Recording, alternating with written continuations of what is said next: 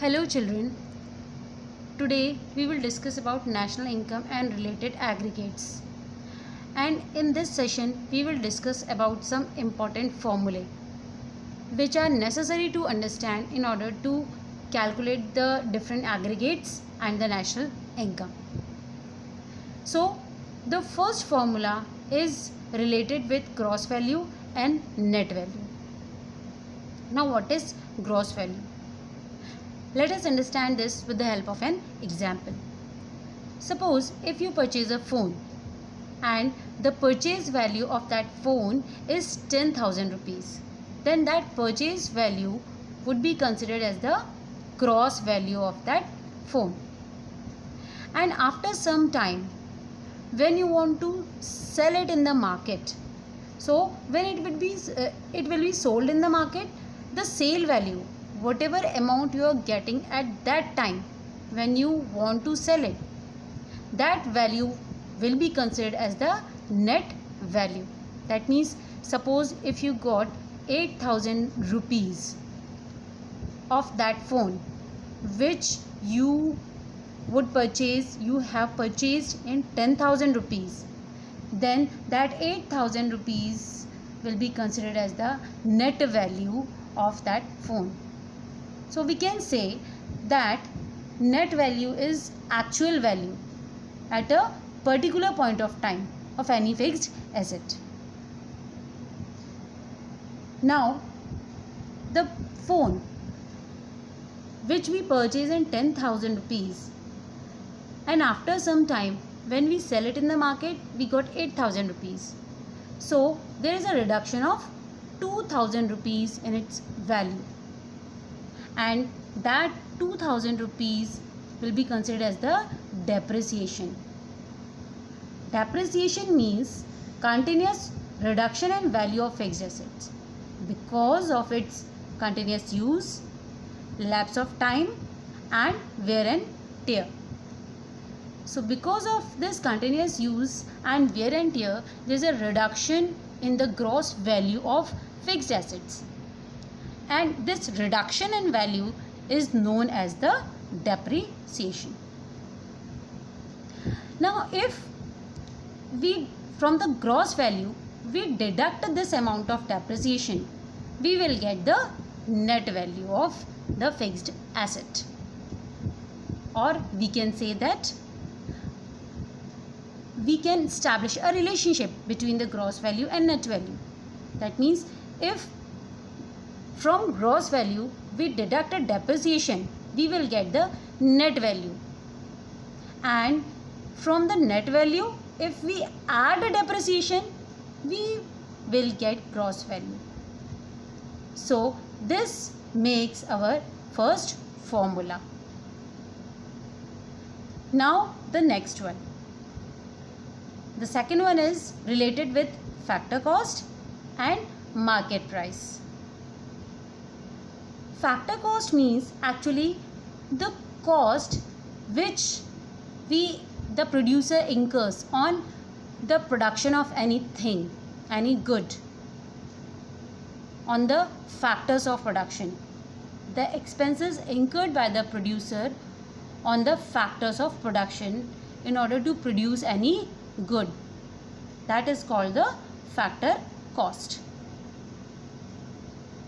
Suppose if anything is produced in 8 rupees and the producer sell that product in the market for 10 rupees, that means the sale price of that product will be 10 rupees. Then the 2 rupees, this 2 rupees is the indirect tax. Here this 2 rupees will not be considered as profit, because while we are discussing about the national income, profit is not considered, only the cost of factor of production is considered. So here we are not considering the concept of profit. So we will consider this 2 rupees as the tax, because if we produce something and we want to, after production, if we want to sell that product in the market, we have to pay different taxes to the government for selling that product in the market. and those taxes are known as the net indirect tax or NIT, net indirect tax. Now we know indirect tax means the different taxes we used to pay on different goods. Whatever things we are purchasing from the market, indirect taxes are already included in its market price. Some indirect taxes we know that VAT, sales tax, but today all the taxes are abolished, only GST is there. We know that. So the indirect taxes, that means the taxes which are included in the prices of goods, and minus subsidies. Subsidies means relaxation by government on some goods. On the production of some goods, production, sale and distribution of some goods, the government gives some relaxation to the dealers and the consumers, and it leads to the price reduction. Usually we consider this subsidy in agricultural products. In many agricultural products we got the subsidies for increasing the sale of those products, because those are helpful in the productive activities of our nation and running our economy. So if net indirect tax is not given in the question directly, then with the help of this formula we may find out the value of net indirect tax. That means net indirect tax is equal to indirect tax minus subsidies. So with the help of all this discussion, we may conclude that factor cost, when in factor cost we add net indirect tax, we will get market price. In the same way, if we are having the market price and from that market price we deduct the net indirect taxes, we will get the factor cost. And if net indirect taxes are not directly given in the question, then with the help of this formula we may find out the value of net indirect tax. Indirect tax minus subsidies, we will get net indirect tax. So this makes our second formula.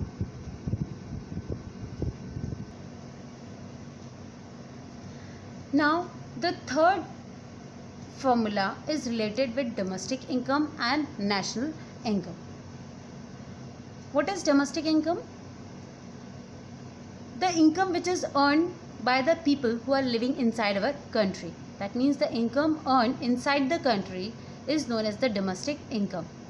Income earned by the people living inside our country, that is known as domestic income. But some other income is also there. That means if people of India earning from abroad, that means they are living in our nation, they are the people of our nation, but they are earning the income from abroad, any other nations. If they are working in any multinational company and that company is giving the salary to the people of our nation, that means the people of our nation are earning income from abroad, and because they are considered under our domestic territory, their income will be included in the national income of our nation. And their income, that means the people of India who are earning from abroad, that income is called the net factor income from abroad. That is called net factor income from abroad. And the domestic income plus net factor income from abroad, when added, we will get the national income.